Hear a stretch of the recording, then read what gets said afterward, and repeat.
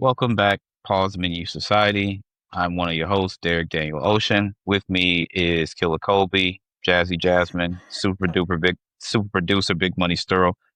Who is that with the little feedback or whatever? Oh, oh wait.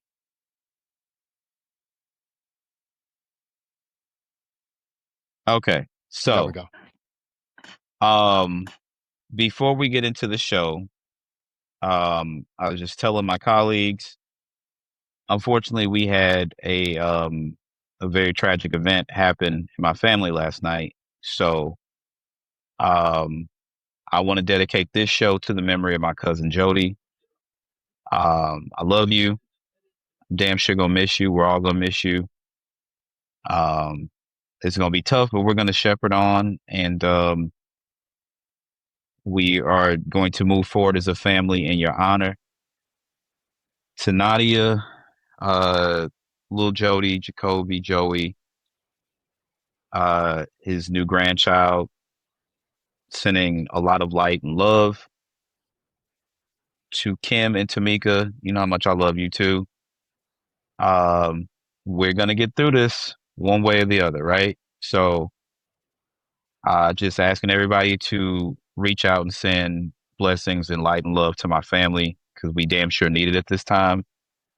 And again, this episode is in the memory of Jody Jordan. We love you. All right. Um, quick program note: we don't have anything from Six Brown Chicks today to our audience because they're dealing the people who run the account. There's some storms in the area when I checked yesterday. One second.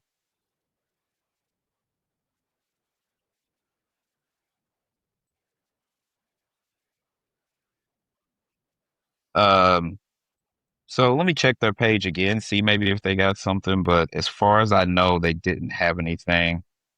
Um, do, do, do, do, do.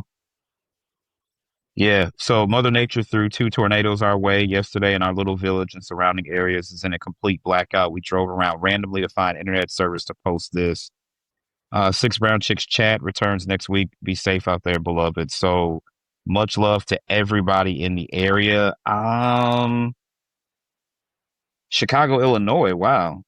So that's where the account originates from, but I don't know. But sending lots of light and love to everybody affected by those storms. Ooh, Bradley Bill returning to the Clippers. 2 year, $13.2 million to return to the Clippers. Shit, they had to do Um, something. yeah, we we got some shit to get into. Um, I guess we can start with the sale of the Lakers. Did everybody get caught up on this? Hmm.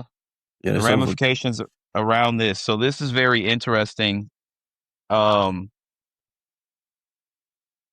one of the names I immediately recognized, Bob Iger, was the head of Disney just a short time ago. The funny thing about this sale of the team and the price they paid for the Lakers is Bob Iger paid $12 million about 14 years ago to acquire the Star Wars IP from George Lucas. So it's just funny Hmm. that 12 million was the amount that they settled on. The other person, interestingly enough, happens to be the brother of Donald Trump's son-in-law. So we have to dig into that a little bit. So ESPN, this comes from Ramona Shelburne. August 12th, 2026, 9:58 a.m. Eastern Standard Time. The Los Angeles Lakers are being sold to Josh Kushner and Bob Iger for $12.5 billion, a record-breaking price, multiple sources told ESPN. Now, to put this in context, when Donald Sterling was forced to sell the Clippers back in 2014, if I'm not mistaken, they went for $2 billion. The Clippers are not nearly as valuable as a franchise as the Lakers are. If you remember correctly, last year, the Buss family sold a percentage of the Lakers to Mark Walters, who is the principal owner of the Dodgers. Also, I think the Los Angeles Sparks were included in that sale as well. So when he bought the Lakers, it's like, okay, well, it made all the sense in the world. Story goes on to say the businessmen were involved in the expansion process in Las Vegas, but in a stunning turn, they pivoted to make an aggressive offer to buy the Lakers from Mark Walter, who purchased a controlling interest in the team from the Buss family last year for a record franchise valuation of approximately $10 billion. 10 billion. Yeah. As lifelong NBA fans, this from Iger and Kushner, quote, as lifelong NBA fans, we are deeply honored for the opportunity to become the stewards of the Los Angeles Lakers, one of the most iconic sports franchises in the world. We have immense respect for the leadership and vision of Jerry and Jeannie Buss. Kushner and Iger said in a statement, our long-term commitment is to build on that foundation, compete at the highest level, and serve this extraordinary team, its fans, in the city of Los Angeles. So these are the last big purchases, acquisitions of teams in sports. This year, of course, the Lakers $12.5 billion. Last year, the Lakers $10 billion. 2026, to start off the year after the Seahawks won the Super Bowl, they sold for $9.6 billion. The Celtics sold for $6.1 billion, and we see how that's worked out. It seems that they are dismantling that team. The Commanders in 2023 sold to the group that included Magic Johnson for $6.5 billion. Now, Walter, the CEO and chair of a diversified holding company, TWE Global, has been the Lakers' majority owner since October when his bid was unanimously approved by the NBA. Quote, owning the Los Angeles Lakers has been one of the greatest honors of my life, an extraordinary investment. What I will carry with me is the community, the fans, and a city that treats this team as a family, Walter said in a statement. I am grateful to Jeannie Buss, the Buss family, the players, and the staff for welcoming me into this chapter. The Lakers belong to Los Angeles, and I have every confidence the best is still ahead. The sale will need approval from the NBA's Board of Governors, and that process can take several weeks. The next board meeting is set for September in New York. This is where things get interesting. Quote, again, we were involved in pursuing the new franchise in Las Vegas, and while that happened, it was suggested to us that maybe Mark Walter would be interested in selling his stake in the Lakers. We immediately decided that given the value of the franchise and the iconic nature of the team, that we would be really smart to pursue it. The deal came together in 3 days, Iger told the California Post. It's that simple. Luka Doncic, the Lakers franchise cornerstone, especially after the departure of LeBron James, said on social media that he looks forward to meeting Kushner and Iger. Quote, being a Laker means everything to me, and I'm excited to get back on the court and bring a championship to LA. I've gotten used to big changes over the last few years, but I know that no matter what, there's no limit to the potential of this iconic franchise, Doncic posted to X. I look forward to meeting with Josh and Bob so we can get to work building something special in LA together. Walter and TWG Global have interest in multiple professional sports organizations, including Los Angeles Dodgers, Los Angeles Sparks, Premier League club Chelsea, and the Professional Women's Hockey League. Through TWG Motorsports, Walter owns several auto racing teams, including Cadillac Formula One. Walter is 66, is selling only the Lakers in this transaction, sources told ESPN. Walter, who built his financial empire in the insurance industry, is under federal investigation for alleged tax fraud by other companies tied to the billionaire. Bloomberg reported in July that U.S. prosecutors in Manhattan are examining whether Delaware Life Insurance Company and Clear Spring Life, an annuity company, two insurances controlled by Walter, failed to disclose that their private credit holdings backed other Walter-controlled ventures. The Security and Exchange Commission is running a parallel investigation, according to the Bloomberg report. Kushner, 41, founded the venture capital firm Thrive Capital as the co-founder and vice chairman of Oscar Health. Kushner, who is the brother of President Donald Trump's son-in-law, Jared Kushner, runs Thrive Eternal, the investment fund to which FIFA wanted to sell a minority stake to run its World Cup tournaments for $4.2 billion. FIFA President Gianni Infantino withdrew that proposal earlier this month. Kushner holds a minority stake in the Miami Heat and previously was a minority owner of the Memphis Grizzlies. He will have to sell his stake in the Heat to clear the way for the Lakers' purchase. Iger, 75, was succeeded this year as Disney CEO by Josh D'Amaro, ending his second term in the role. In 2024, along with wife Willow Bay, I did not know Bob Iger was married to Willow Bay. He became the controlling owner of the NWSL team Angel City FC. All right. So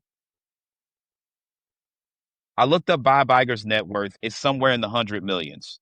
Kushner is the one who's really bankrolling this. He's in the billions as far as net worth goes.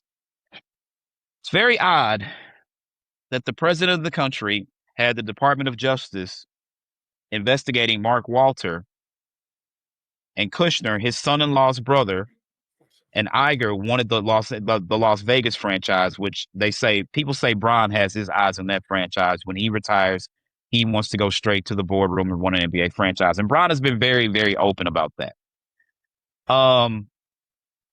So you have the Department of Justice investigate this guy. And everybody's like, he sold the Lakers to pay, for what the money he's going to have to pay back. $12 billion. Great. No other franchise that he had vested interest in had to be sold.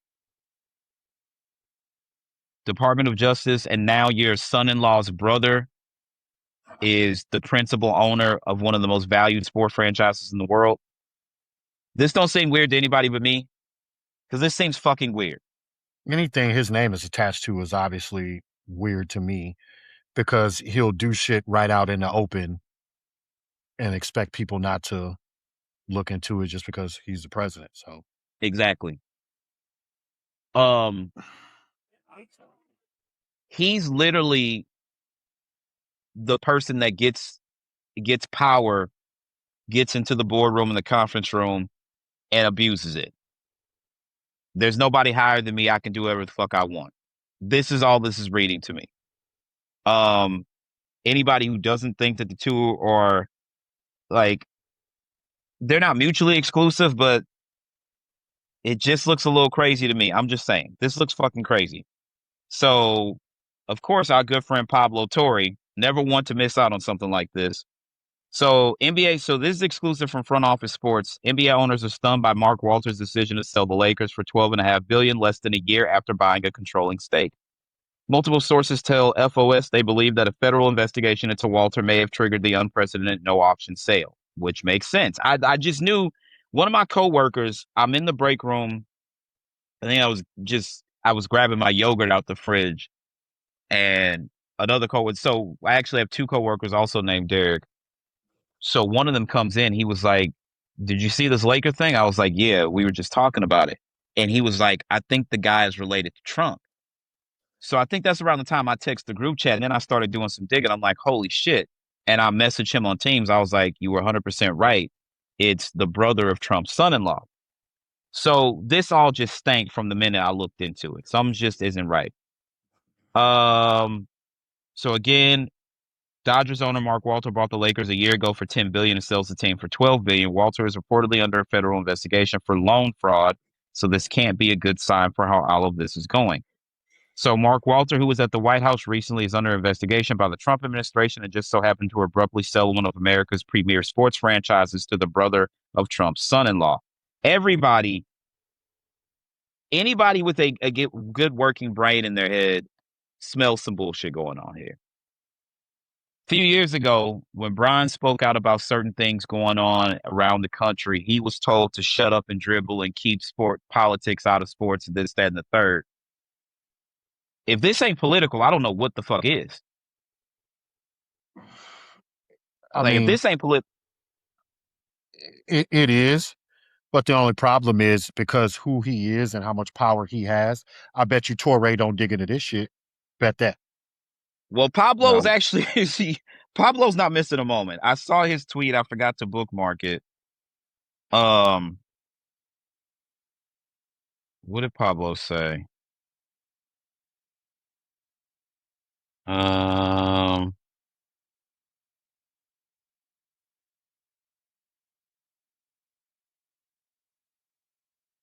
there's some stuff about the Suns owner too. Pablo, where you at, brother?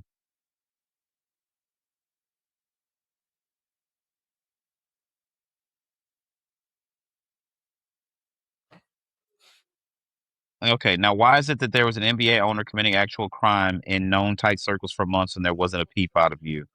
One of my favorite subplots of the Clippers investigation are the team approved beat writers who praying that we lose interest, apparently unaware that we are constantly working on multiple stories. Okay, so Pablo said, so the Mark Walter federal investigation colliding with Gianni Infantino's preferred private equities backers is a lot. He's going to dig into this. I don't know if that's a good thing for him. The Kawhi thing is like nobody cares, but now people do care. Let me not say that. Now you're playing in a different sandbox. Anything that involves unfortunately anyone related to the president of the United States and one of the NBA's preeminent franchises, like you're playing in a different sandbox now. Me knowing Pablo for who he is, he's not going to budge on this.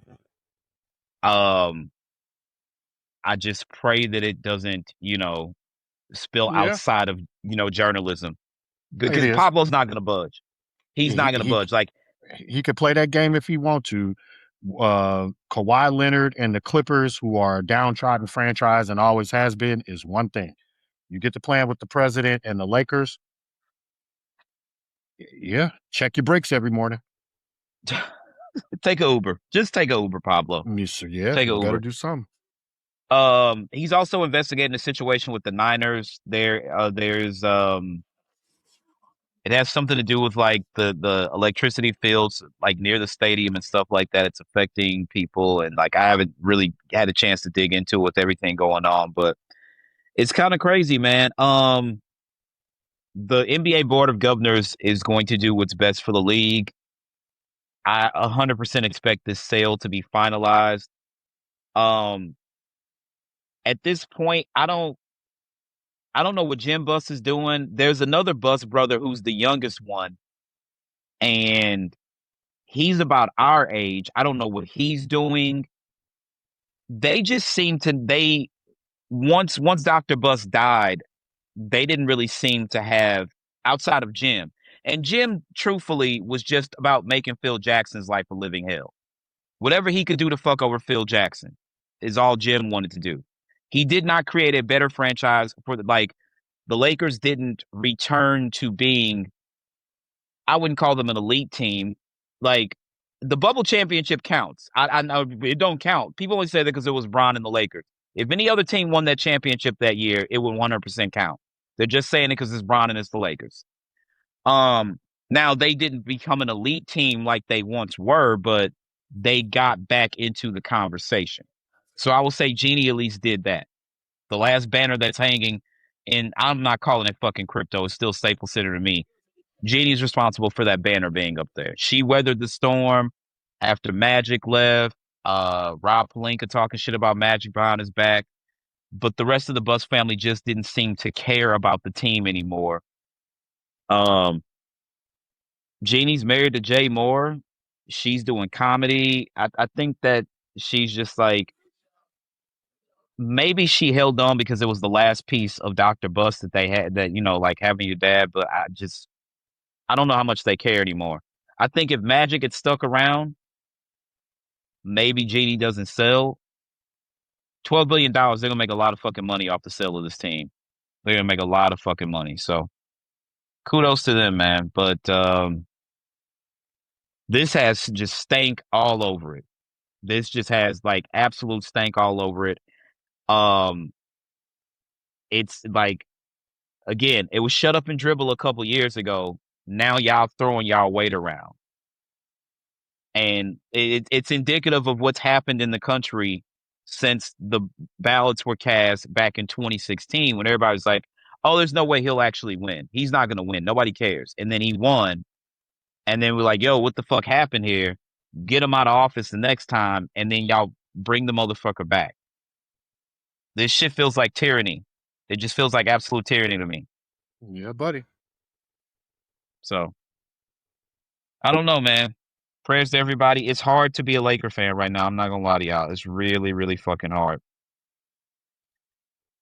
And Sticking with sports, man. You got some, Kobe? I was like, maybe this will turn them around or something. It might be the joke they need. I do, I don't. Here's the thing. I think Bob Iger is a very, very smart businessman. Like Disney had, like the MCU was at its peak when Iger was like, and I know a lot of that credit goes to Kevin Feige because he's directly over Marvel, but Bob Iger still had to green light those films. You know what I mean? Like Kevin Feige would be like, hey, we're gonna make, Doctor Strange in the Multiverse of Madness. And they have to go to Bob Iger like, hey, we want to make a Doctor Strange movie. And he's like, really? You want to make a fucking Doctor Strange standalone movie? Like, so Disney prospered, like they've released how many stuff in the Star Wars universe since they acquired them. Um, they've expanded their scope in gaming and all that. So they've definitely prospered. Bob Iger is a very intelligent businessman. I just don't know what the fuck he knows about basketball. And we're in the age of analytics. I never thought Rob Pelinka was a great GM, to be completely honest with you. That's why when Magic left, I was like, this is not going to be good. I just like We're going to Rob really see Pelinka. how good of a GM he is now, because once they get rid of this season, they've already broken down the team, losing Brian and bringing all these players in to go around Luka. Yeah. You got a lot of contracts that are going to be up next year. So we're going to really see how good he is. And we're also going to really see how strong the Lakers are now without a LeBron, and how they're going to be able to acquire players over the next couple of years. Yeah. I don't know if anybody wants to play for a bunch of guys that are like venture capitalists. I just don't know. And again, Rob Pelinka's biggest claim to fame was being on the Michigan Fab Five teams and being Kobe's agent. Like, I just like when they announced him as like before he got announced, it was rumblings like it's gonna be Rob Pelinka, and I'm just like, he's getting this job because he's Kobe's fucking agent. What the fuck is Pelinka proved? Like, I don't see where this goes. And again, when they were like, okay, well, Magic's gonna be there. Wasn't he Okay, with the Golden State well, Warriors for a second? Pelinka, I don't think so. I'd have to check. I know he literally went. You got to remember, Kobe retired in what 2016. Pelinka got the Laker job a year before Bron showed up. He was Kobe's agent. Yeah, he got like, and he didn't sign like. Sure, he was there with at the contract signing, but when it hit midnight on that date, and Magic was on Bron's front porch. Magic Johnson brought LeBron to the Lakers. Rob Pelinka didn't do that. He just got credit for that. And Rob Pelinka is the reason Magic walked out. You think the Lakers don't acquire more top end talent if Magic Johnson was still in the building? Oh yeah, they definitely get who they want for sure. Yeah, that Rob Pelinka failed upwards. Now I just don't know if these dudes know anything about basketball. So I don't know how this works. Like Luka can be great all day long. No one player has won a title by himself. They have to put the right talent around him. And I don't know if Rob Pelinka is capable of doing that. But I also look at this and I'm like, I don't exactly like the position this puts me in as a fan of the Lakers. Um, it's also not a good time to be a Bulls fan either. But I mean, I'm used to it at this point, them fucking suffering. But this is just this isn't ideal. And everybody's like, well, you have more money. There's still a salary cap. I need people to understand this. Well, now y'all gonna be run by like Jeannie Buss was cheap. She didn't want to spend money. These guys will spend money. There is still a salary cap, you guys. There's still a salary cap.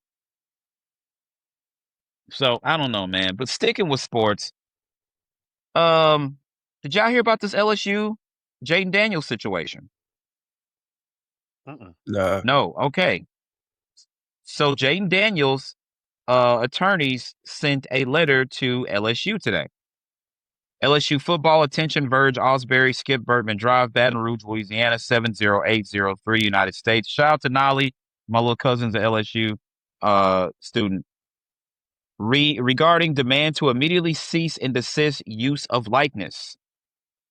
Mr. Osbury, our firm represents Mr. Jaden Daniels in connection with the matters relating to the commercial and promotional use of his name, image, likeness, voice, signature, photograph, biographical information, personal attributes, and other indicia of identity and publicity rights, collectively his NIL. We have been informed that Louisiana State University, including its athletics department, coaches, affiliated personnel, vendors, licensees, and or other persons or entities acting as LSU's direction or for its benefit, continues to use Mr. Daniels' NIL, notwithstanding the expiration of the contractual period during which LSU was authorized to do so. Specifically, the agreement Mr. Daniels entered into with LSU and or its athletics compliance office provided LSU with at most a limited 180 days post-termination or post-expiration grace period for the continued use of Mr. Daniels' NIL. That grace period has long expired. So they don't know if that goes from his last snap taken in the bowl game or when he officially declared for the draft or what. Nobody's sure on that yet.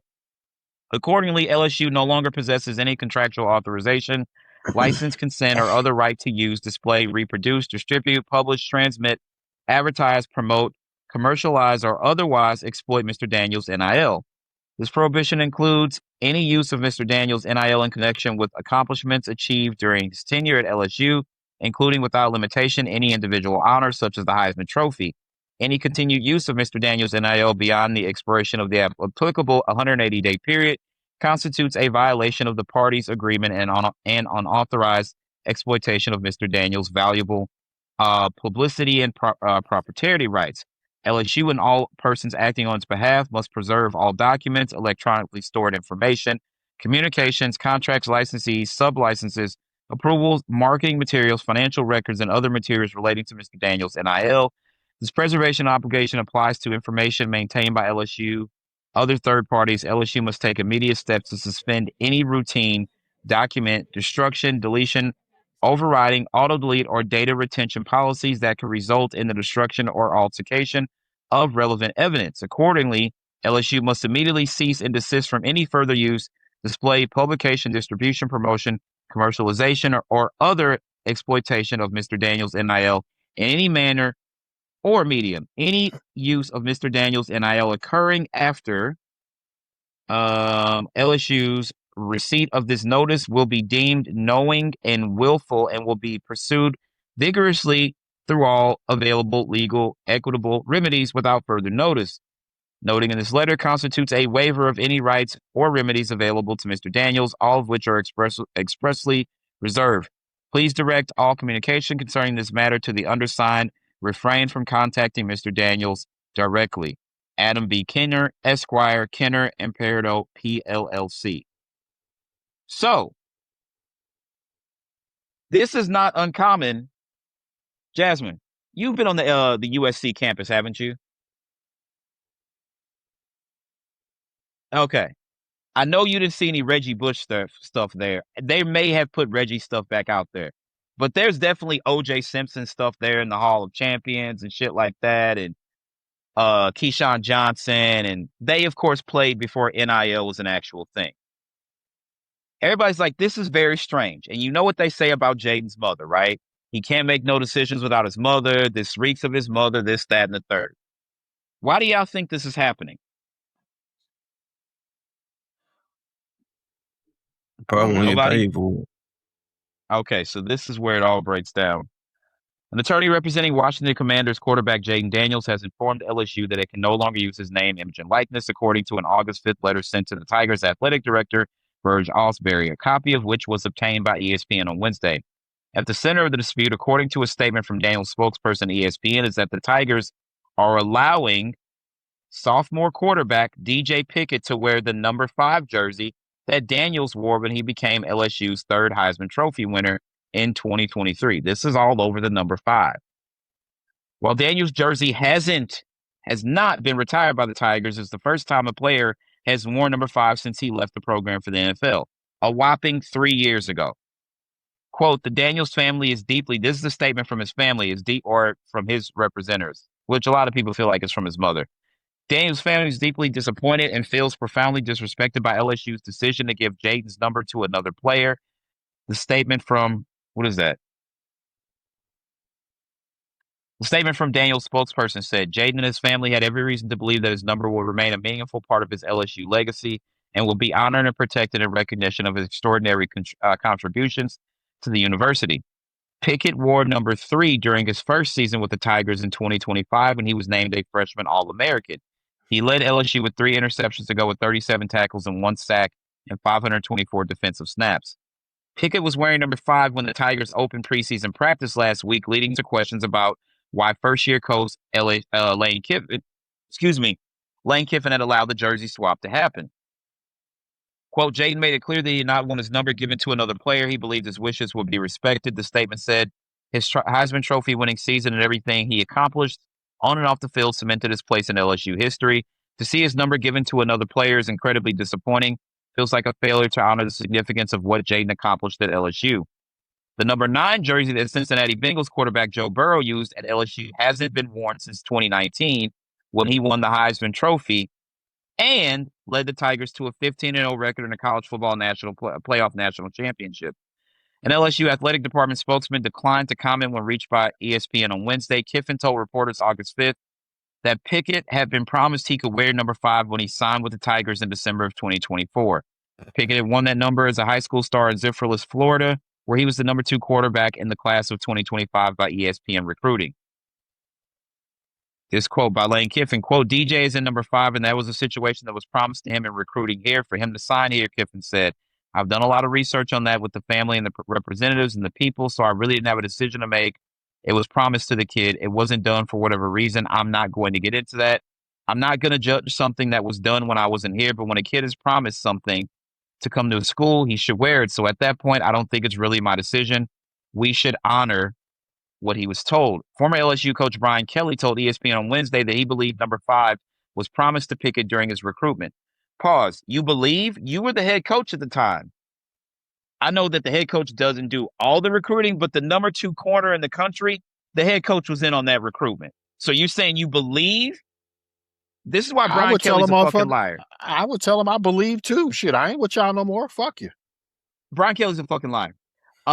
Kelly chose not to issue it to him because Daniels wasn't on board with Pickett wearing the number. Kelly was fired October 26, 2025, after his compiled 34-14 record in 4 seasons.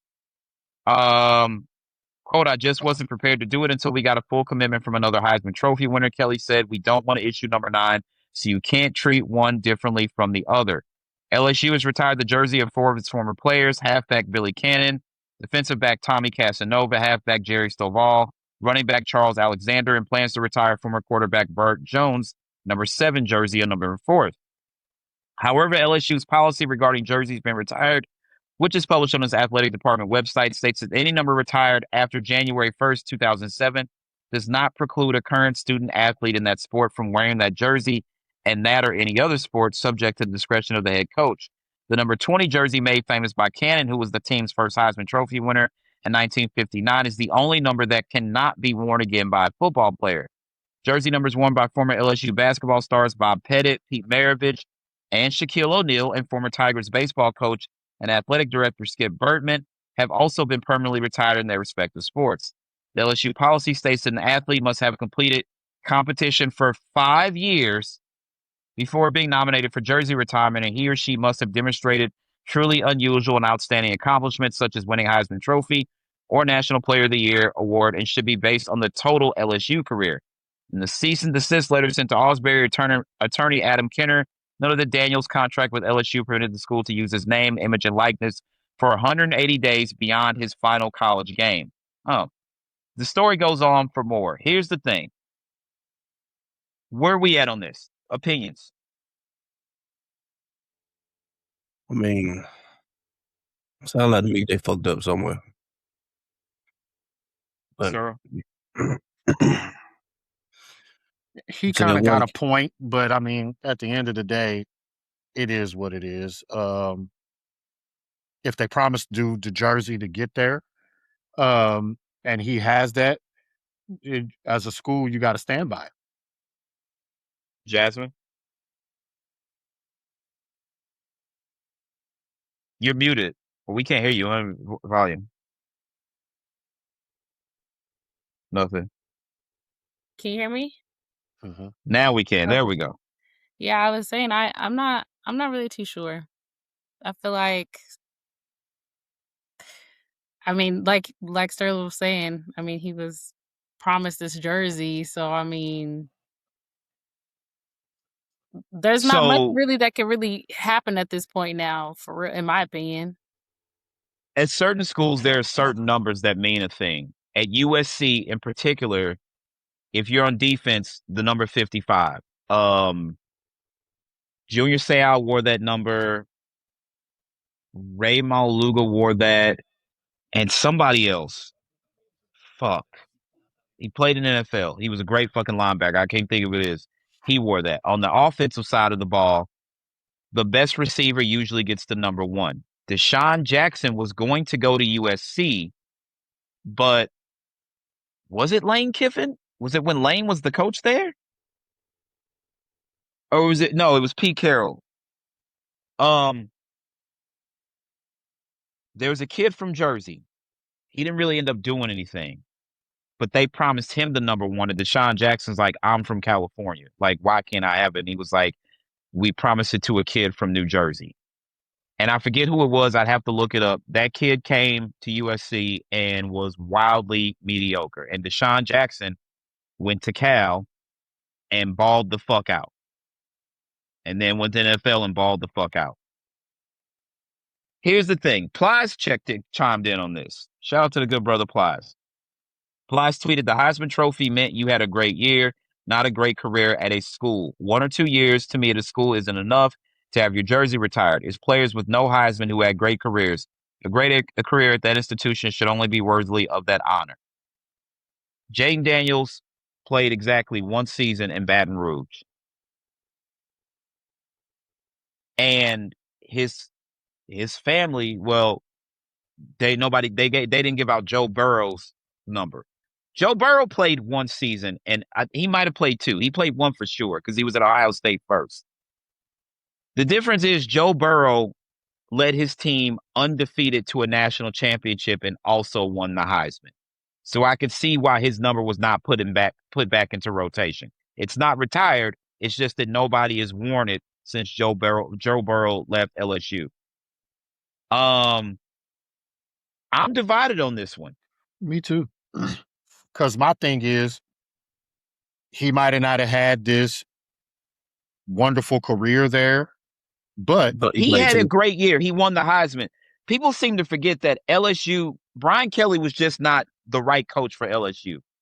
Like, he probably should have stayed at Notre Dame, but he was like, it's hard to win here. You don't have the resources that you would have at LSU. Well, with those resources, they expect results.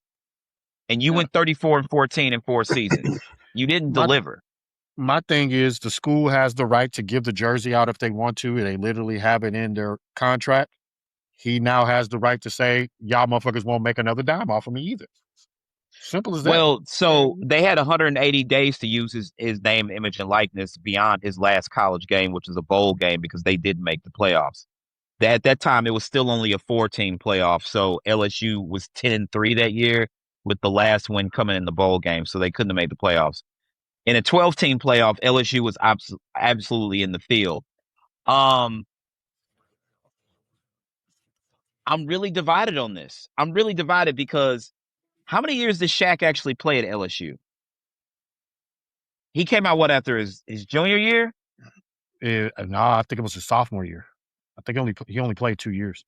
He really did only play. So this is why I'm divided. And they're like, well, your bylaw states they have to play X amount of years, but I know Shaq did not play a full 4 years in college.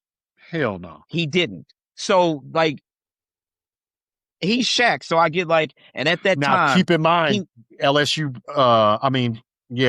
basketball wasn't shit and had never been shit for real since Shaq. Pete Maravich left, before Shaq showed up. So that is a different set of circumstances. I'm really divided, bro. I can't call this. I'm really, really divided. I can't say who's right or wrong. The one thing I will tell you is I don't care for Lane Kiffin, so I'm always on, like, whatever Lane Kiffin says, I'm like, no, it's the opposite of that. So, well, the kid SMB attorney says, God damn it. What'd you say, Cole? I said, well, the dude that was wearing the number, he ain't wrong because he was promised it. No, he's not wrong. This is the problem, though. Okay, interesting business of football story unfolding here. Jaden Daniels' family is mad LSU effectively unofficially retired Joe Burrow's number 9, but won't do the same for Jaden Daniels' number 5. Brian Kelly's staff promised 5-star quarterback DJ Pickett the number to get him to sign. Kelly never actually issued it because Daniels objected. Kelly got fired. Lane Kiffin took over and said, when a kid is promised, yada, yada, yada. Ryan Clark tweeted about this as well. I wanted to see what RC said because he's an LSU alum. Yeah, I was going to say he's from LSU, so yeah. Yeah, what did RC say?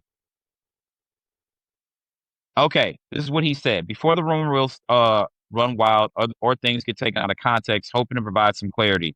The Daniels camp understands that the number 5 jersey is not retired at LSU, nor have they ever asked for it to be. The cease and desist is not about the number itself or DJ Pickett. It's about respect and the process by which that number was ultimately given out. For those attempting to make this about Jaden and Joe Burrow, the narrative is simply not accurate. This is about respecting and honoring a young man who brought the program its third Heisman Trophy and represented LSU with distinction. I've spoken with people on both sides about this situation. I'll add this. I love this young man and I love my school. My hope is that this situation can be resolved in a respectful manner that honors everyone involved and most importantly recognizes what Jaden Daniels accomplished for LSU. Now, Jaden wants to focus on excitement around the team, how well camp is going, and winning games for the Commanders. I can't call it. This is very strange. Here's my thing. You have in college football, you have spring practice and then you have fall camp. If Brian Kelly promised him the number to come there, Brian Kelly got fired in October, days before Halloween. When he stepped on the field last year, he should have been wearing that number. Or if you said, well, Jaden didn't want his number being given out. I don't know what to tell you if they didn't retire the number. I get where he's like, I want a Heisman too, and but Joe Burrow won a national championship. Yeah. So I also see that argument. Joe Burrow went undefeated. That Alabama, that Clemson team that Joe Burrow played against, remember that team, that's the same Clemson team that beat the fuck out of Alabama a couple of good times. Trevor Lawrence was everybody's like, Trevor Lawrence is the best player ever. Well, actually, I don't know if Trevor was there at that point. It doesn't matter. This is very, very strange. I don't know how to feel about this. Promising somebody a number, it's tough. It's tough. So what's gotten worse about this is apparently, so when you win the Heisman, there are two trophies made. One goes to the player, and then one goes to the school for them to showcase. Apparently, Jaden and his family have requested that LSU send him their Heisman copy.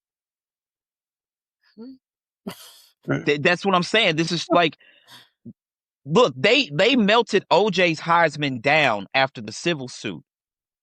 The school copy is still in the Hall of Champions. They took Reggie's trophy back, and the school got to keep theirs. That's crazy. So this is where I think Jaden may have gone a bit too far.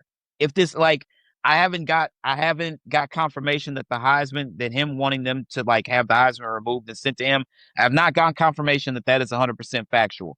But if that is true, do we think that's going a step too far? Yeah, I do. Yeah, absolutely. Yeah, I just all over. At the end of the day, it's all over a number that was not. He's saying that he wanted his jersey retired, but at the end of the day, the school didn't agree to retire his number. It wasn't agreed on. If the school never agreed to retire it, you saying that it should be retired doesn't mean anything. You wore the number, and it's kind of like one of those things. It's like he kind of got to suck it up, is what it sounded like to me. No, nobody wants to wear big numbers in football anymore. That's why NFL players were so happy that they changed that rule, because receivers used to be 80 and up. Receivers' numbers were always 80 and up. Linemen were usually in the 60s and 70s. Linebackers, 50s. 40s and 50s. Corners, corners, 20s. Safeties, 20s, 40, something like that. There was a numbering system. And then finally NFL caught up.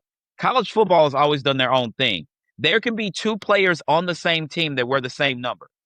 It's just that one has to be on offense. They can't both be on the same side of the ball. You can have an offensive player wear number 10 and a defensive player wear it as well.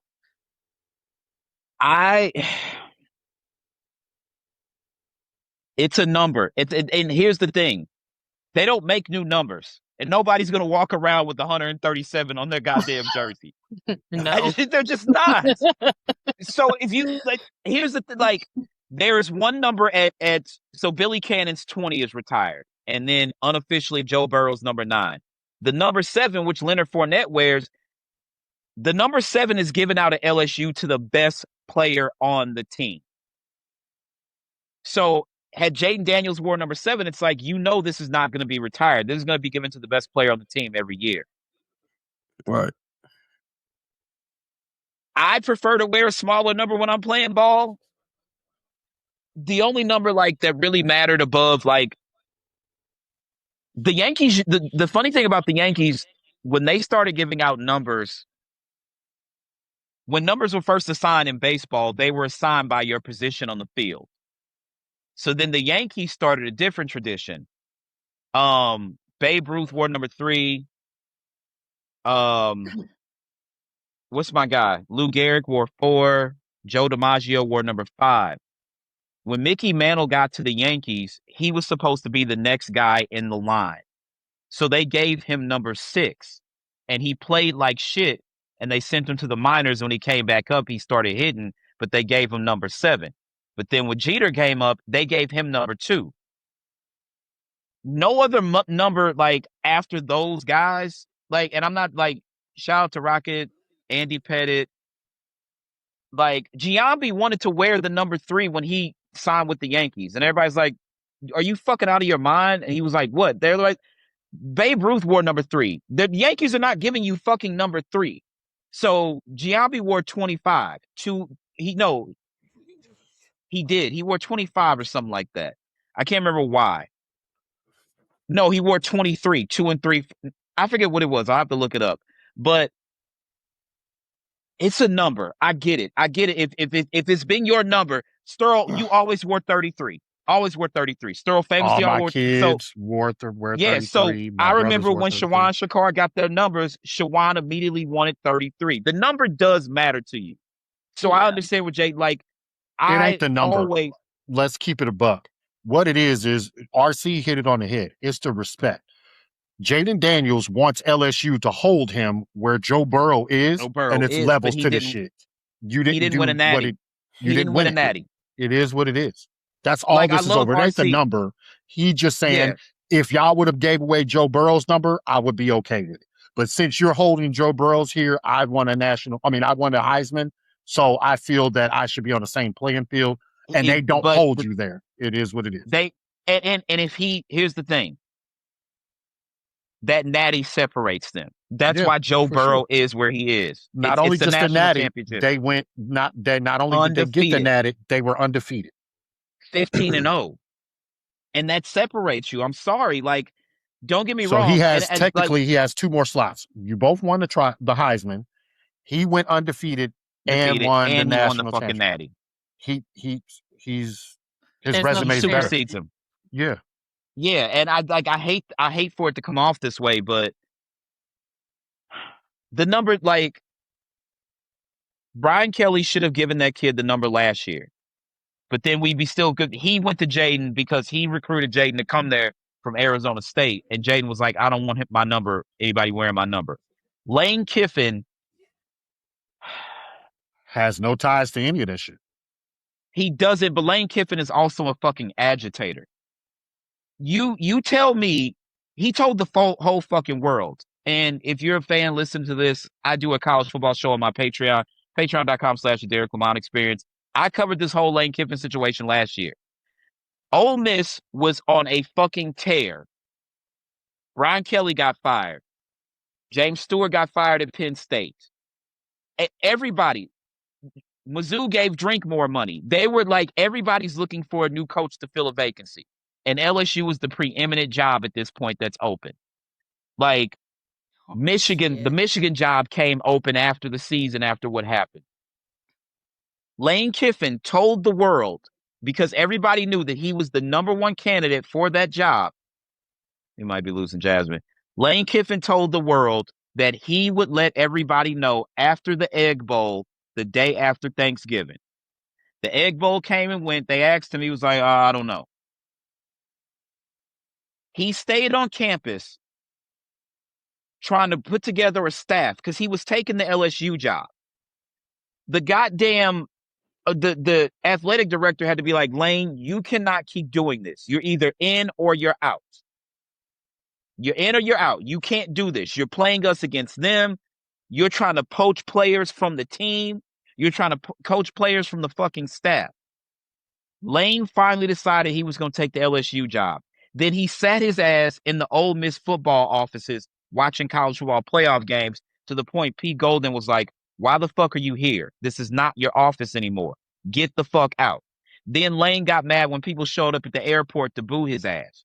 He's always doing some fuck shit. When he was on the Alabama coaching staff, Saban had to fire him because they knew he was going to take the Florida Atlantic job, but he wanted to stay on the staff and coach. When he fucking told the people at Tennessee, we're going to sing Rocky Top all night long after we beat Georgia or Florida, whoever the fuck it was. And then the minute Pete Carroll knew them fucking, like, the NCAA was coming down on USC and Pete Carroll bolted for the NFL, Lane left Tennessee in the middle of the night and they started burning mattresses in the dorm rooms. Lane Kiffin's a fucking agitator. There's no way that he didn't know that if he gave that kid that number, it was going to cause this shitstorm. I mean, you can say that, but at the end of the day, if the kid is coming to you and he said something, I've been here before. I was supposed to get the number last year for whatever reason. He's not wrong. Yeah. So the kid might have came to Lane saying, hey, this year I was promised this number. This is one of the reasons why I signed here. I need this number. Lane is probably coming in there. I have no ties to this shit. I had nothing to do with this. If the kid is saying that he wants the number, am I taking the risk of a kid leaving me and going to the portal over a number? No, you get the number. Y'all figure that shit out on the back end. I would have did the same thing. Though. You already on campus and we in fucking fall camp. Get your ass out there. I don't want to talk about a number. We'll talk about this shit after the season. Sound good until you need to get something out of this kid and you're banking on him. Sounds real good. I mean, the kid was good last year, but LSU was still dog shit. Like LSU's biggest problem last year, it wasn't Brian. It was the fact that Brian Kelly believed that Garrett Nussmeier was a good quarterback. That's number one. But Lane sitting there playing those games, his daughter was dating one of the LSU linebackers. You were in town on a private plane. You sat there and held everybody hostage for over Thanksgiving weekend, might I add. I'll let you know after the Egg Bowl on Friday. Hey, Lane, the clock say 0. Then he sat there and threatened one of the reporters, you want to call me a hoe? Come call me a hoe to my face. And I'm like, yo, I get it. But at the same time, dog, you're the head coach of a major football institution in the Southeastern Conference. Have some fucking decorum, nigga. Lane is an agitator. Now, does that have anything to do with the number? Not in particular. I agree with what you said. While Jaden had a good season, he really did, and he won the Heisman. What Joe Burrow did was magical. LSU hadn't won a national title since Saban, and that was what, 2003? No, Miami won in 3. I think they won in 04. No, Ohio State won in 03. They beat Miami in the double over in that game in the Fiesta Bowl. I think LSU won in 04. Like, it's been a while. Yeah. It's been a while. I just, if you knew they were still using your name, image, and likeness, and you were fine until old boy got issued that number in fall camp this year. Excuse me. That's what kind of makes Jaden. I still say he ain't wrong about that. They got the right to do what they want to do. He got the right to do what he wants to do. I'm going to pull my name. Yeah, but does it make it like okay, so here's the thing. Washington really regressed last season after Jaden led them to the NFC Championship the season before. Jaden also got hurt.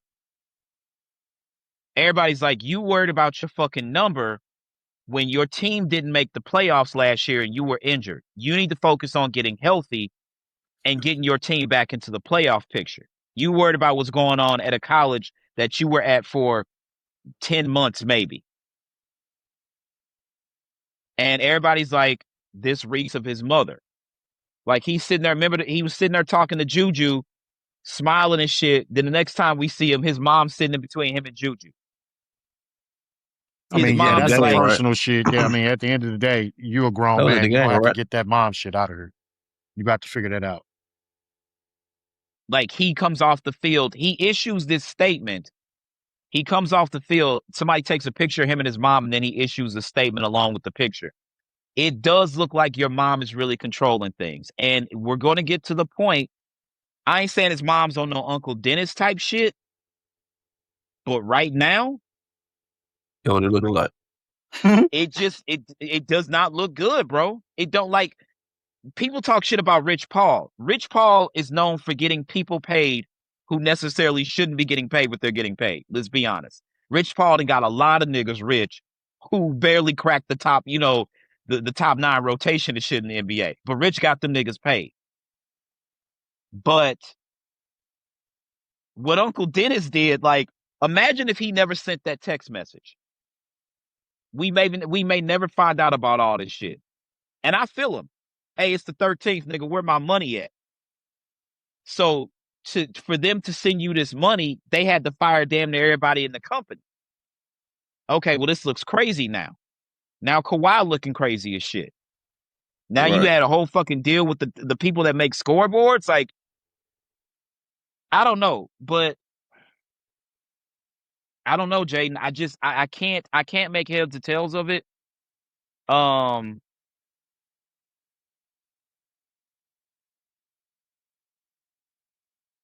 I feel RC. What was going on? Oh shit! Goddamn. Okay, we lost Jasmine. Her power went out, guys. Sorry about that. I feel where RC is coming from, as people forget. Before he was with the Steelers, he was on that Redskins team with Sean Taylor. So his ties, he's directly tied to it one way or the other because he's an alum of LSU and he also played for Washington. So I know he knows that kid very well. Mm-hmm. And also, he played in the secondary. I bet he knows the kid who's wearing the number now. He got let go from ESPN. Probably went to his camp or some shit. Yeah, he got let go from ESPN. I'm sure he's went back to LSU and been around fall camp and stuff like that. So I appreciate RC for even saying anything. Be like with the position that he's in, he's tied to this in many, many ways. But again, Joe Burrow won a national championship. He won the Natty, he won the national championship, and he won the Heisman. If Jaden had at least got them to a college football playoff game, and it was a respectable game, maybe. But fuck, Baker Mayfield won the Heisman, came out, started beating the shit out of Georgia, and then Oklahoma's defense fucked up and let Georgia win that game. Years later, somebody was wearing Baker's number 9. Yeah. I don't know, man. It seems like a lot over a fucking number, dog. But I get it though. I totally get it.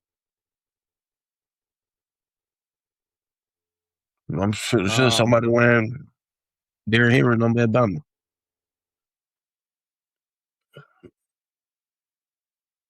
See, again, that's my thing though. They don't make new numbers, all right? Right. You just can't be retiring like if you go to Yankee Stadium, if you ever have the pleasure of going, go to Monument Park. You know how many fucking retired numbers the Yankees have? Like, yo, we can't be retiring nobody else. Nigga, they ain't making no more new numbers. I don't know what we're gonna do. Niggas gonna be 11D in a minute. You keep retiring all these fucking numbers, bro. Right. You can't retire. Like, you look in the rafters, Michael, Scotty, and there might be somebody else. There's only I know them 2 are retired for sure. There ain't many Bulls players retired. It's a lot of Lakers players retired. Didn't they retire Rose? They did retire D Rose. They just did Rose. So Michael, Scotty, and Derrick Rose. And I think there might be somebody else. I have to double check. But we can't just be retiring numbers like this, man. It just don't work like that. Certain situations, like, I don't know, or like, just do something like. Now it's very popular. Like on your Blues jersey, in the neckline, does it have the fleur de lis and like the St. Louis flag? Mm-hmm. Okay, so what you do then, for every person who's had their number retired, and whoever gets or every person who's meant something wearing that number, when the next person gets that number, whoever wore that number before that did great things, it should be immortalized somewhere on the jersey. Like if it's down by the jock tag or in the the collar or something. Like I'm not saying you got to put a patch on. What'd you say? Bulls got 5 retired jerseys. Scotty, Mike, Rose, Jerry Sloan, Jerry and Bob Sloan. Love. I forgot. Yep, Bob Jerry Love. Sloan, Bob Love. Yeah. Okay. Do something. I don't like. Not many people get 2 numbers retired by the same franchise. You know what I mean? Kobe's got 8 and 24 retired by the Lakers. Yep. It's certain, like, the only number retired like league wide in baseball is 42 for Jackie Robinson. The only number retired league wide in the NHL is 99 for Wayne Gretzky. I believe certain numbers. Bill Russell is retired by everybody in the NBA at this point. No, and I'm at the point because Bill Russell was 6. LeBron he was wore number 6. LeBron wore 6 with the Heat. But since Bill Russell has died, I don't think anybody's worn the number 6. Shit, before that, nobody wore the number 6 before LeBron did it. Yeah. So I would have to see. I could see. I'm at the point where I truly believe that, you should retire 23 league wide. You should retire 23 league wide. But then you have the problem, what does Bron wear? Because he can't go. I'm pretty sure 6 might be retired, so he can't go back to 6. Once LeBron retires, it will be retired league wide. 23 is probably going to be retired league wide. Mm-hmm. Yeah. Yeah, man, we're not making new numbers, bro. There's no 11-70. It's just like no nigga wants to play. And in football, the jersey looked cleaner with 1 number on it. I'm not gonna hold you. You're right. Since he's retired, they did retire. Since he's passed, they did retire 6. Yeah, that's what I thought. Didn't Jeff Teague go like 83 in Boston? He said he had a nasty number. It was something crazy. Crazy. Jeff Teague, when he was in Boston.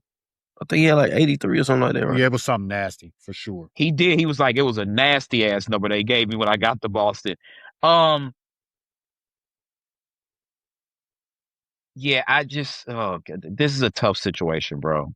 They're not making no new numbers. I remember when Reggie Bush got drafted, he petitioned the NFL to let him wear the number 5 in the NFL, and they said no. And then here we go 15, 20 years later, they're like, fuck it. You know what I'm saying? Like, nobody wants to wear a big-ass number, bro. Nobody does. Wayne Gretzky only wore 99 because he couldn't get 9 when he was in, like, junior hockey. He wanted number 9 because that was Gordie Howe's number. So he just wore number 9. Like, I don't know if there's anybody in the league that wears 66 right now because of Mario Lemieux. That's like a number you just don't go and ask the equipment manager for. I get it. I truly do get it. If I feel like if anybody should have a stake, like certain people, Reggie Bush should be able to say, I don't want anybody at USC wearing number 5. Because there was not a better player in college football than Reggie Bush for those years that he was at USC. You just didn't fucking know that he touched the ball and go crazy. If Vince Young looked up and said, I don't want anybody to wear the number 10 at Texas, I'd be like, I can't be mad at him. You know how long it's been since Texas had won a national championship? What Vince did in the Rose Bowl in back-to-back years? Yeah. And I'm not trying to shit on Jaden, but you won the Heisman, great. You got to take it up a level, bro. You got to take it up a level. I would have no problem with Vince Young or Reggie Bush saying, I don't want anybody wearing my number. What about Tebow? That's one that they brought up. They was like, Graham Mertz wore 15 like a couple years ago, if I'm not mistaken. Tim Tebow won a Heisman. He was the youngest player to win the Heisman at that point because he was the first sophomore to win it. Yeah. And he won 2 national championships at Florida. So if anybody could say, I don't want my number worn, it's definitely Tim Tebow. Yep. Tebow, Reggie Bush, Vince Young, those guys should have the right to say, yo, I don't want anybody wearing my number. But if they fine with it, then I don't know, man. It's looking scary for Jaden Daniels. He better fucking light it up this year. He better light it the fuck up this year, or people gonna come back like, see, your mama got you on some bullshit, and you cried all summer about that fucking number, and y'all got your ass whooped. Washington gonna have a decent squad. Now, our squad gonna be dirt this year. playing against them Eagles might be a fucking problem, but yeah. And shit, the I don't Cowboys know, too. man. This just is Preseason night, right? yeah, Niners are playing right now, as a matter of fact. Let's see. 7-7 Tennessee. So where it's tied 7-7. Actually, the Lions and the Bengals are playing right now, and the Packers and the Steelers. There's actually quite a few games on tonight. Colts, Yeah, Patriots, Chargers, Eagles and Texans. Ravens tomorrow. I gotta see what Tua Yeah. looking like.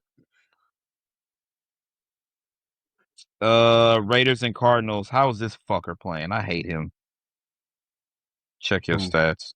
Fernando Mendoza. I hate that fucking kid. Racist bastard. 7 of 12, 63 yards, 5.3 yards, 1 touchdown. Fuck you, Mendoza, bastard. Anyway, yeah, what does a number mean to you? I always want to wear number 7 when I play ball. I always want the number 7. So I get it. 33 I was get it. always my number, so Yeah, I get it, but if it ain't 7, it's 26. What did you accomplish is all I'm saying. Like, you won the Heisman, great. It's a lot of niggas who won the Heisman and didn't win national championships. There's a lot of guys who won the Heisman and didn't play in a major bowl game. Like, Florida played in a low-level bowl game the year Tebow won it. Fuck, Eric Crouch won a Heisman, and then Nebraska got blasted in the national championship game. And then when Eric Crouch made it to the NFL, they moved him from quarterback to receiver. shit, Monty Ball won a Heisman, and I don't even think they made it No, to he a didn't. bowl game. No, they made it to a bowl game. He didn't win. I forgot who won it. Who did he lose to? He was the I could have year swore he he was won it. he was the year he was the quarterback that went to the Colts. He won it. and That Luck retired didn't win early. it. No, Luck didn't win it. You sure? Wait, yeah. I'm pretty sure. I'm okay. I'm Googling it now. Did Monty Ball lose the Heisman to Robert Griffin III? Oh yeah, RG3. Okay. Yep. That's nasty. Oh, Monty Ball really suffered from the Badgers backing Russell Wilson for Heisman for many weeks. That's right. Russell Wilson was his quarterback. I totally forgot about that. Yep. He lost to fucking RG3. So this shit has gotten crazy. So it's a dude walking around New York City writing "Kill Jay-Z" on many things. The same man who stalked and threatened Roc Nation CEO Desiree Perez has been lurking around the Roc Nation headquarters every day, harassing security and people around Jay. The man is also tagging "Kill Jay-Z" in red every floors or walls near his well with red paint to resemble fake blood on his clothes. This shit is sad. He's writing it like this shit has gone too far. This has gone too far. We at a point where it's not even about the music anymore. This stan culture shit has gone too far.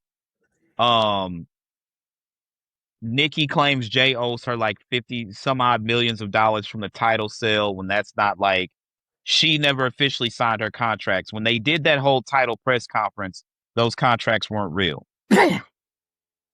Nikki never signed her official contract. She's blaming Jay. Then it was the whole Super Bowl thing. Wayne had everybody believing that Jay promised him the Super Bowl. Wayne he can't show up for your damn shows on time. You barely remember your lyrics. When they did the Grammys, the producer for the Grammys came out and said that everybody showed up to rehearsal except for Wayne. Then you got Drake did a stream a couple days ago and made some statement about the Roc Nation subpoenas and this, that, and the third. You had Tory father outside the courthouse when Tory got sentenced, saying Rock Nation will crumble, saying it was Rock Nation's fault that Tory got locked up. Is Out this of shit all them about music situations, I anymore? believe that. But go ahead. Well, Megan's a Rock Nation orders, but is this shit about music anymore? It was never about music, bro. It was never about the music. The music was just better back then, so it held up, and it wasn't a scrutiny of light from social media. Now everybody has a voice. That's the only difference. We just didn't hear none of this shit because you had to get your information from an actual magazine XL, yeah. And they was only going to publicate what they wanted to publicate. Now anybody can say what they want to say, make up what they want to make up, and once you hit upload, if a motherfucker, if an audience buys into it, it has the chance of blowing up and becoming a thing. This shit is depressing, bro. This shit is depressing. Like, you can't like this artist if you a fan of this art. This shit has gone way too fucking far, dog. This shit has gone way too fucking far. Like, I say, people got these parasocial relationships. These like, y'all motherfuckers, Drake cares about us. Drake is constantly feeding us. He's in a deal where he has to deliver albums and content to them. Like, this has nothing to do with y'all as fans. Y'all like, the game missed Drake. It's been too long. There was a lot of music put out after that beef. The nigga did a cover of Hey There, Delilah. I don't even remember that. Oh my God. If you look, I love Hey There, Delilah. Do not listen to the Drake cover. The nigga did a song with Sexy Red. He put out multiple records. And it's not even about Drake at this point. Now it's, when the fuck is Kendrick gonna drop? See, he don't do shit for y'all. You're really not supposed to be dropping albums every year. Like, that shit was reserved for the big heads. Like, when Def Jam had its peak in the late 90s to early 2000s, it was 3 niggas who dropped albums every year. Jay, Rule, and X. And they were at the top of the game. We didn't get no fucking Method Man album every fucking year. If Drake want to keep putting out albums, goddamn it, go ahead and do it. But you just put out 3. Let them fucking breathe. But Nicki has aligned herself with Trump. Like, we know way too much about these people at this point. This internet shit is terrible, dog. It's a gift and a curse. This shit is terrible. Like, Wayno said something about Drake stream, and then Drake took a screenshot of Wayno on a stream with some comic book fans talking about X-Men 97.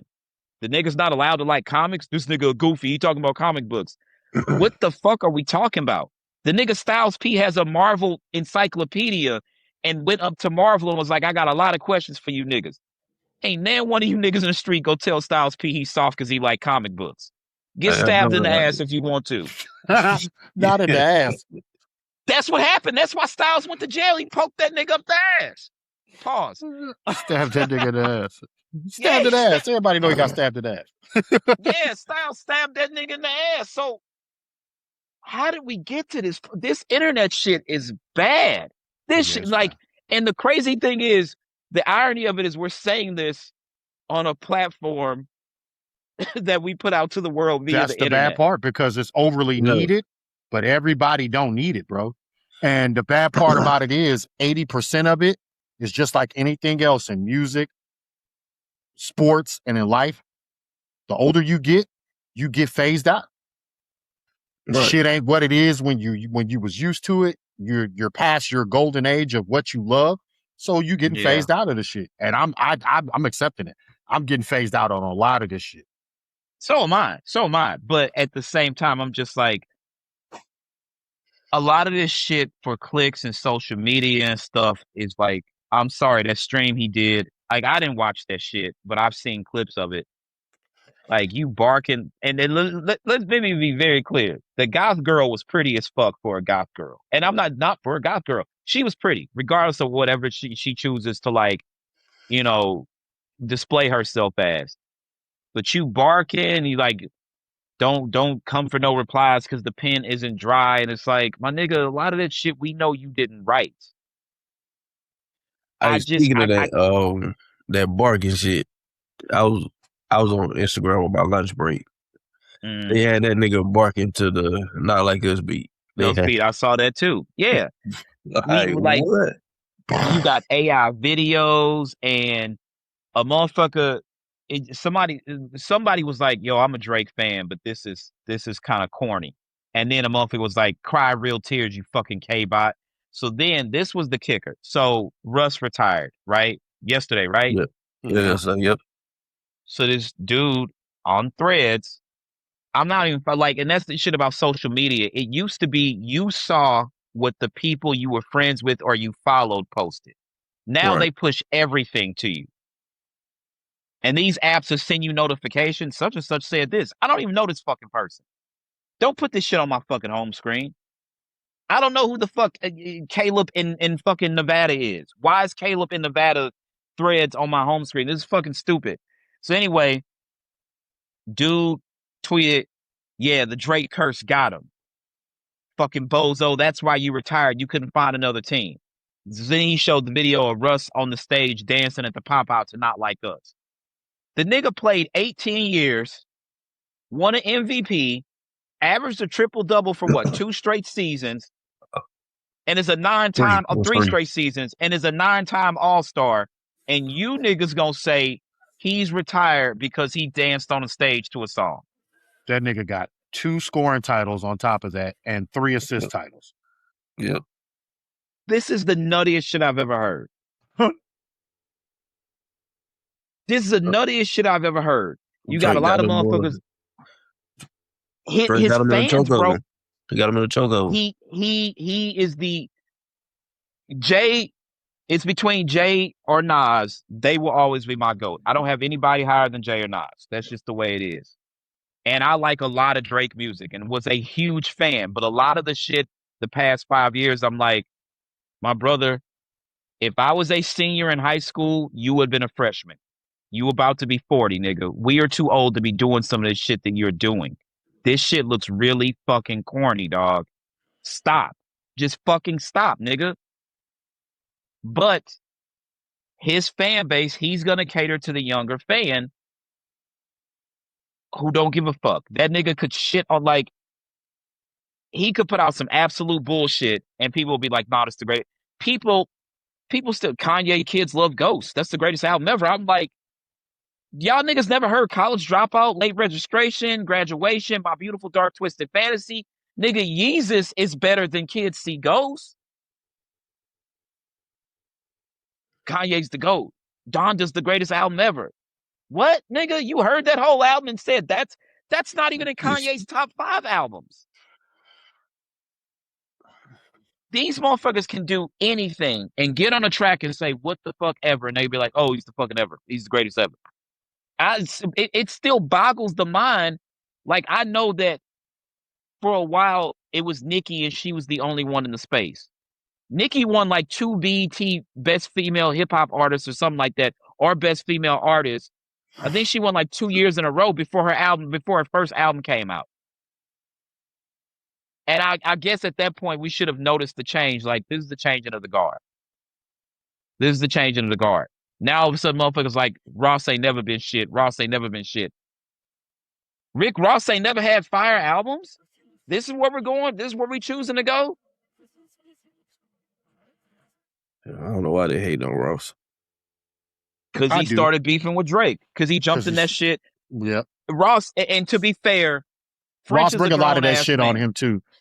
He do. Ross shouldn't have got in that shit. French is a grown ass man. Ross ain't no bit like, he sent French a cease and desist. If French want to say something, let French say something. Ross shouldn't have jumped in that shit. He just shouldn't have. I think he had something else to do with that too.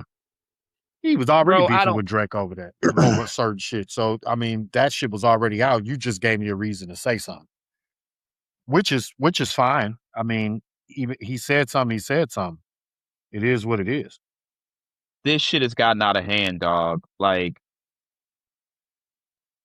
and I don't want to shit on content creators because we're literally doing a podcast that goes up on the internet. You know what I'm saying? I don't want to be that guy. I'll be the old nigga in the room, though. I've never particularly thought that Nicki Minaj, like, she's the greatest female rapper ever. I'm just like, okay, if you believe that, that's fine. Like, this is the same girl that was doing fucking different voices. I'm Roman. Yeah, this is Roman's Revenge. Yeah. Like, this is the greatest female rapper ever to y'all. But she was the only one in that space for a while. Foxy had lost her fucking hearing. Remy was in jail. And Nicki stole Kim's whole fucking persona to begin with. It was just her. Yeah. No shade to Jean Grey, but nobody was listening to Jean Grey. Nobody was listening to fucking Bahamadia. Nobody knew who Rhapsody was yet. Nicki was literally the only one there for the longest time. And she opened the floodgates, boy, because them that broads was basically because she was with Wayne. That Young Wayne Money was a force. Wayne was the most popular rapper on the planet for a good stretch of time. And then he brought Nicki and Drake along for the ride. The only motherfucker who really didn't benefit was Tyga. He didn't really get graced the way that he should have with Young Money. Tyga's the only one who didn't truly benefit. And the rest of the motherfuckers who was on that first Young Money album. I'd have left too. But here's the thing. Niggas have been telling us horror stories about Baby and his finances for years. I feel like they signed with Young Money, Cash Money for the exposure. Because Wayne was hot as fucking because they grease. thought they was going to get the bread and all of that. Because at the end of the day, yeah, we heard the horror stories. But if Wayne is still here, it can't be that bad, can it? But that's the thing. And then you find out years later that Wayne was that broke. bad. Yeah. Yeah, it was that fucking bad. The nigga Turk got out of jail and everybody's like, are you surprised? And he was like, nah, we was kids. We didn't know no better. If we 15, 16, 17 years old and we looking for a check and a nigga give us a Rolex and a whip, we ain't gonna ask many questions. He keeping ice on us. We fucking air bitch we want. We got the hottest new whips. And we, you know what I'm saying? Yeah. At that age, you're not going to ask those questions. When you get older and you have kids and you have to start planning for your future, hey, dog, where the fuck is my money at? Where the fuck is my money at? Like that Wayne documentary when he got off the tour bus and Baby had that fucking Phantom there with the big-ass bow. He was like, who this for? Why that motherfucker got a big-ass bow on it? The nigga had just sold 1 million copies of that Carter 3 album in 1 week. In 1 week. I would have to imagine he recouped. Didn't see no check.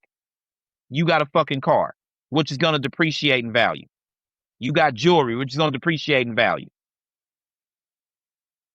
Yep. Didn't he go on strike? I don't know what he went on strike for. Carter 4 or 5? The Carter 5 was supposed to come. It just kept getting pushed back.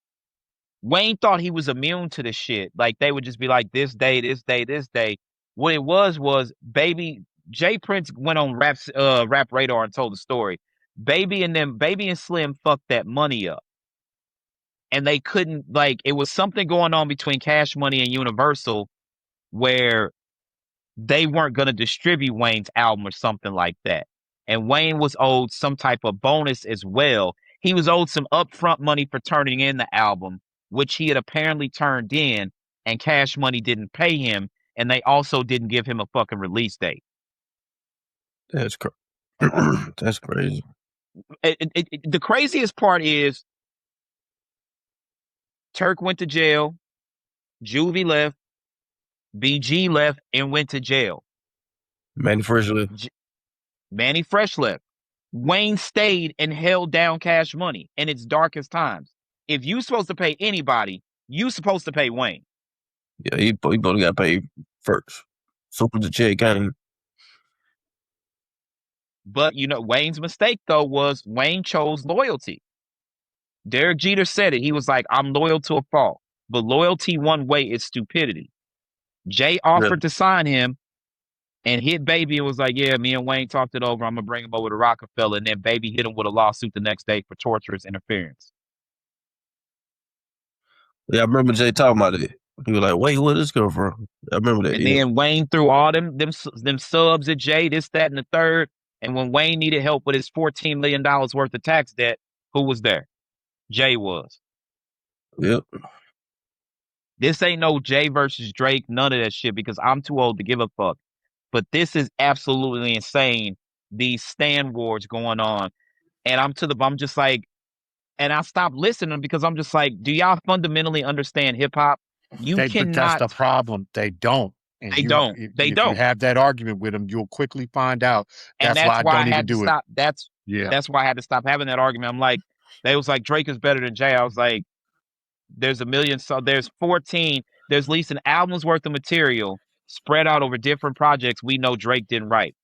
And Jay has forgotten more rhymes than Drake has probably ever spit in his lifetime. Right. But Drake the hottest nigga in the game. Based on what, dog? Jay You're automatically eliminated from any niggas. conversation. When we find out another nigga wrote your bars and we keep finding all these tracks, you're eliminated from any conversation about being the greatest of all time. But that doesn't exist for these kids in the internet age. And we should have, because hip hop has always been about no snitching. Don't snitch. Don't be a snitch in hip hop. That nigga, Tekashi 6ix9ine, sat up on that stand and told on all them niggas and came back and still tried to drop records. Eventually, the shit was phased out.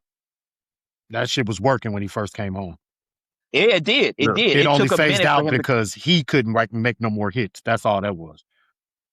If that nigga was still dropping bangers like them first 2 or 3 he had, that nigga would still be around. Telling you, dog, this shit, like, these Stan Wars, though, I just can't, bro. This shit is like, now motherfuckers, another washed up rapper has an opinion. All right, bro. Do you. But this shit is getting out of hand. Now this nigga Ray Daniels, I knew that nigga was a goof when he showed up on Joe Budden podcast with them goofy ass glasses. You may have actually been an A&R and worked on some projects, but Ray Daniels is a fucking goof. 100%. He's still a goofy ass nigga. Why you tag him that? Because I kind of fuck with him a little bit. I'm interested into why you. Okay, so he lied. He said the Jay-Z album is done and the title, he's just looking for somebody to partner with to distribute the album. So they was like, Jay-Z washed up. He got to get another Samsung deal to sell fake units of his album and shit. Rock Nation had to come out. He didn't say he was washed up for that. He just said that he didn't. The fan said that. Okay. Ray Daniels said the album was done, and Rock Nation was like, that's fake fucking news. They didn't say fuck him, but they were like, that's fake news. He could have got that information from somebody in the industry could have gave him that. And 90% of Jay albums from this point on, they are going to be partnership deals. Jay ain't dropped the album. Jay ain't dropped the last 3 or 4 albums was partnered with somebody to the point where as soon as he uploads it, he's already sold 1 million copies. So that is true. Magna Carta was partnered with Samsung. 444 was partnered with, that was with Sprint and Tidal. Yep. But here's my thing. You know how many fucking people you got to call? It's only certain niggas that can get Jay on the phone, right? Any other regular motherfucker, you got to go through X amount of people to get to Jay. I don't think Ray Daniels is on the list to get Jay-Z on the phone that quick. I just don't see that. It wouldn't have came from Jay-Z. It could have been he could have got that information from any Joe Schmo in the camp, and he felt it might have been strong enough to say the album is done. Yeah, I don't. So who would know? Goo would know, because Goo's gonna record Jay regardless. Maybe B would know. B ain't telling no fucking body. Bleak said, I have an idea that he's recording. I don't know if there's an album. Bleak is his man's. If Bleak don't know, I'm just not. I'm not going to go with Ray Daniels' word over fucking Bleak. I'm just not. Right. Or Guru, because Guru was like, niggas will be clowns every day of the week, and then get mad when niggas call them clowns. That shit was directed at Ray Daniels. And I'm not gonna sit here and act like Ray Daniels has not done work in the industry. He 100% has. A lot of work, actually. A lot of work. He has. But he is now in that subsect of people who cannot stand to not be hot or whatever the fuck. So now he's a content creator. You can't make records no more? Berg's still making records. It's a lot of niggas still making records. Like, get back in the studio. It's a difference with him, though. He's not a producer. He's an A&R. I think he was an A&R, yeah. Yeah, that's what he is. He's an A&R. He brings people to the label, works their records, get their whole project off the ground. But he's not a self-starter. He still needs an artist and at least a few producers to put the shit together. This shit is just bad, dog. Unfortunately, there's no such thing as an A&R in the industry no more. No, because everything is predicated off of clicks and shit like that. The labels are finding artists who have their songs trending on TikTok in like 30-second reels and shit like that. Just like when no, go find me the hottest thing on SoundCloud. Go find me somebody with 1 million Instagram followers. You bring them to me and then we'll sign them. And you see that shit has watered music the fuck down. Yeah, that shit watered, like, this shit is bad, dog. This shit is bad. Music used to be like 4-5 minutes long. Shit, you better get 2:30 now. The average song is about 2 minutes and 30 seconds, somewhere in that neighborhood now. And the average song before was the average radio song was 3:30. 3 minutes. You're talking about a whole we had minute 3 full verses, hooks. Sometimes you get a bridge. Like, y'all chop the whole head off of fucking songs. Right. No remixes no more. I mean, B just put out a remix. I loved everything Jay did until, like, where those other drums came in and he said, "I see your fuck nigga hating on my wrist." I'm like, you could have left this off, but the verse was all right. The verse was all right. I don't know. Do I think we getting the Jay-Z album based on the way he told Pharrell to shut up at Yankee Stadium? I do believe we're getting an album. I do believe that. I don't know if B's next album is coming before Jay's though, because everybody was like, well, no, I heard Donk. It got leaked way like months ago. And that might be a fact. But for her to spin the block and put out a whole remix pack of the shit, put a J verse on it, change the drums on a different version, then do an acoustic version. I feel like the Beyonce album, Act 3 of her project might come before Jay's. I don't know. But I feel like they're both definitely working. They're both definitely working. For sure. I ain't gonna hold you. Anytime I see the Dream running around and actively working his own shit, he's working with Beyonce and Jay. Guarantee it. And that motherfucking Dream album is something, boy. Shout out to the Dream. That Dream album is fucking crazy, man. I don't know, man. I'm afraid for music though. I can't lie. Like, R&B don't sound the same no more. No, yes, it do. R&B is running. You actually got to search for it. It's coming R&B back. You actually have to search for good R&B. But the people they're heralding as great artists is just like, they sound like they want to be rappers. There used to be a fine line, and I'm not blaming Drake because Rule and Nelly did some harmonizing. Drake just took what they did and took it a step further. So I'm not blaming him. If anybody, and I don't really want to blame T-Pain, but auto-tune definitely changed some things, because then everybody thought they could sing. Because auto-tune would tune your correct pitch, correctly tune your pitch and stuff like that. Crazy thing about Pain, he didn't even need auto-tune. He didn't. That was the fucked up part. Now we got AI artists like There's somebody go off on Timberland for that. Yeah, he had an AI artist. Tyga's whole album is AI. And they was like, this is crazy. Why would you do that? He was like, y'all said the same thing about auto-tune. Now, I'm not one to pay attention to Pitchfork reviews, but if a nigga get a 0.0 album review, it is yes. They gave Tyga a 0.0 on his new album. Damn, you should delete that motherfucker. Yeah, you could have just not put this the fuck out.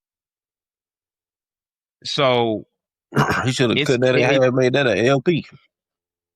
Bro, I'm afraid. I'm afraid for hip hop. I'm afraid for the bullshit that people are putting out and calling hip hop.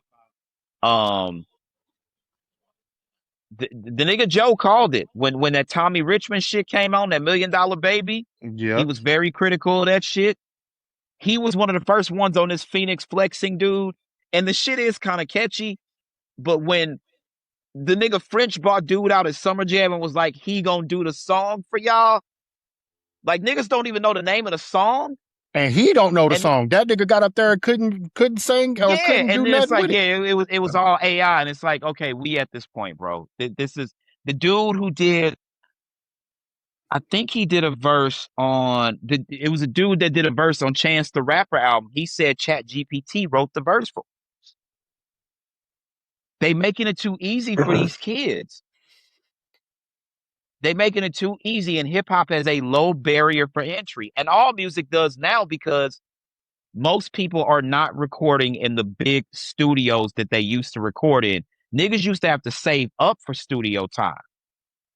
Now everybody got a laptop.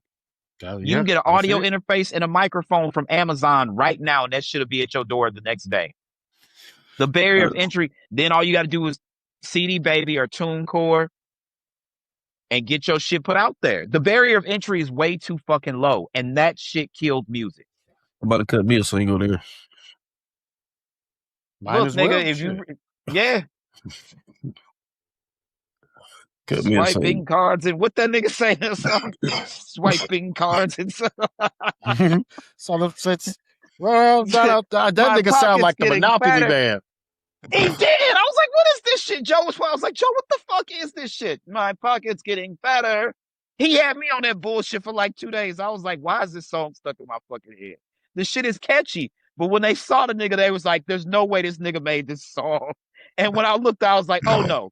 He definitely, this is AI all fucking day long. Hell yeah. All day long. Phoenix flexing. Nigga, if you don't get the fuck out of here. I'm afraid for music, man. Our artistry is gone out the window. Very few artists actually know how to play instruments anymore. They bitch and moan every time Cole produced more than 5 songs on his own album. Like, nigga, what's wrong with this nigga? Like, Cole makes good beats. Yeah. Cole picks great fucking samples. Facts. Like, I'm just like, I don't like Kendrick using too much West Coast shit. The nigga's from Compton. What are we talking about? Right. Yep. I don't know, bro. We are in a content driven world at this point. And I keep hearing people crying about the PlayStation thing. And again, at the end of the day, I don't want to hear this shit anymore because we all signed up for this. The minute we chose to go to Netflix and Hulu to watch movies instead of getting up and putting a DVD in a DVD player, the minute we started listening to music on our phones, all that shit, we signed up for this. Everything else is digital, and that's fine. But the minute video games go primarily digital, then it's a fucking whole clusterfuck. That makes no sense. We all signed up for this. I don't want to hear this shit anymore. But I also don't want Lil Ricky from down the block. I'm about to rap, nigga. Lil Ricky, you can barely read and write. You can't even conjugate a verb. Can you write in cursive? These kids can't even write in cursive, and they make more money than us off these bullshit songs. I don't even think they teach that no more. I was going to say, that ain't even part of the curriculum. This shit is bad, bro. I'm telling you, this shit is bad, bad, bad. Like, yeah, my telling me that shit, spin that all my scamming. Come on, dog. That's the song of the summer. This is the song of the summer? Hey, look. Go in that go yard bag. Like, what? This the same girl that was on fucking BMF Meet You Where My Husband At. Bitch, if you don't. Way too much. Yeah, you know what? Miami ain't seen a studio before Puff got locked up. Miami had been in the studio since her and JT did some shit together. The City Girls been broke up like 2 or 3 years now, right? At least 3. More than that. Shit, yeah. You got to think, Puff been locked up, shit, damn near 2. Since 24. He got locked up spring of 24. So yeah, it has been. So they've been broke up damn near about 4 or 5 years. She didn't have to worry about nothing because she was on fucking Revolt doing that podcast. Puff had her good. Now, like, bro, I'm worried. I'm worried about music, man. I'm worried about the state of music. I think that we might have lived through the last great era of hip hop. I think it's done. I really think it's done, bro. I just don't like. Niggas don't respect the pen anymore. Janice, shut the fuck up. Before Miami put that song out, they were saying Janice, shut the fuck up was the song of the summer. It's way better songs on that Drake album. Shebang is better than Janice, shut the fuck up. Yeah. I don't know what that would be in the song of the summer. They were saying that Janice, shut the fuck up. Before that Miami song came on, Janice, shut the fuck up was the song of the summer. Well, that's what they were saying. That's when you talking about Joe Budden, ain't it? Yeah. Telling you, man, we might have lived through the last great era of hip hop, and there's nothing left. None left. Now I got a nigga talking about my pocket's getting fatter. That sounds like Can't some see Disney. Through the light. You ain't heard that song, that Phoenix Flexes shit? Nah, I ain't heard bro. That shit, like it sound like it's the Swiping soundtrack to cards and Monopoly. skimming grass. That nigga, hold on. I'm gonna read the lyrics for you, bro. I'm not playing. This nigga says some absolute bullshit, cuz in this song, I'm not playing. Oh my God. You could tell that shit is all AI. My pocket's getting fatter. That shit sound crazy. like, hello, my baby. Hello, my darling. Dude, this nigga the WB frog and shit. We always saying that what it sound like. The nigga look. The funny thing is, the nigga look like he could be like Sahai little brother, swiping cards and stacking chips. Shit is crazy, bro. My pocket's getting fatter. I'm putting the genius shit in the Discord code because you like at the bottom of the screen you can click on it and play the song, bro. You are not gonna believe this bullshit. I'm not playing with you, dog. This shit is the worst shit I ever heard in my fucking life. At any moment, that nigga sound like gonna say, "Hi, see." I do. Hey, I see what you right here. Wait a minute. Fuck that. When Spesh put out that diss track to Jim, and if niggas was like, he talked like an old timey gangster. And it was like, I'm the best gangster around. Well, nah. Bro. He really do say, yeah, he's a rat, see? Yeah. Scroll to the bottom of the screen, cuz. I promise you, this nigga face code will be different when he press play on that shit. You click on it yet? Yeah, tell him I got signed in to Amazon Music. Oh my fucking God. Just go to any streaming thing and just put... It's on YouTube. I'm gonna send you the YouTube joint. My pocket's getting thicker. Niggas sound crazy. Crazy as a motherfucker. Swiping cards and stacking chips. That's fucking crazy. That shit, I was like, who the fuck is this, man? This has got to be AI.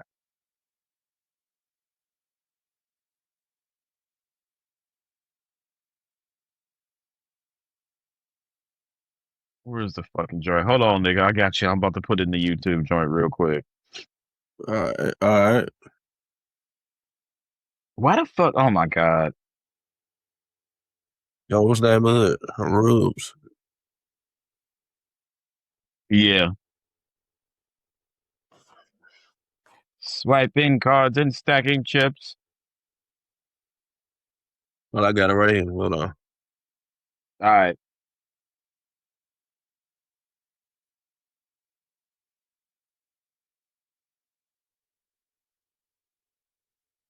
Bro, I already.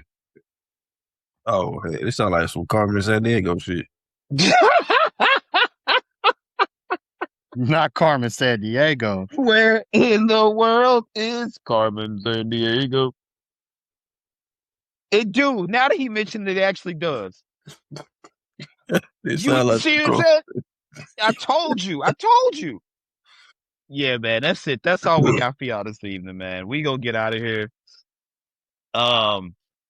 Motherfuck, man. We will be back next week. Hopefully, Six Brown Chicks is back as well. We down to just one episode a week again, obviously, because Raising Kanan is done. Yeah, Sasha Penn did some interviews. Juke may appear in Origins. I don't know if it's going to be Haley Kilgore. They may recast the role. I don't know. We shall see. How they gonna do that? And it's already done for damn near done for what they said. So I'm guessing she would appear like he said. Sasha Penn says it's going to take place from 2002 to 2004. So they're going to cram everything they can into 2 years on this show. And Juke How many could seasons possibly are they set return. for? They won't say. They're not telling us that.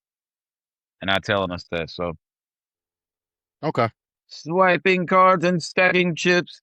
Anyway, it's going to do it for us. As always, I'm Derek Daniel Ocean. That's super producer Big Money Sterl. That's Killer Kobe. Jasmine lost power, so hopefully her power comes back up. There's a power outage in her area, but we are Paul's Meeting Society. Oh yeah, we will be on that Grand Theft Auto situation that's happening over on Netflix and then YouTube. So stay tuned for that as well.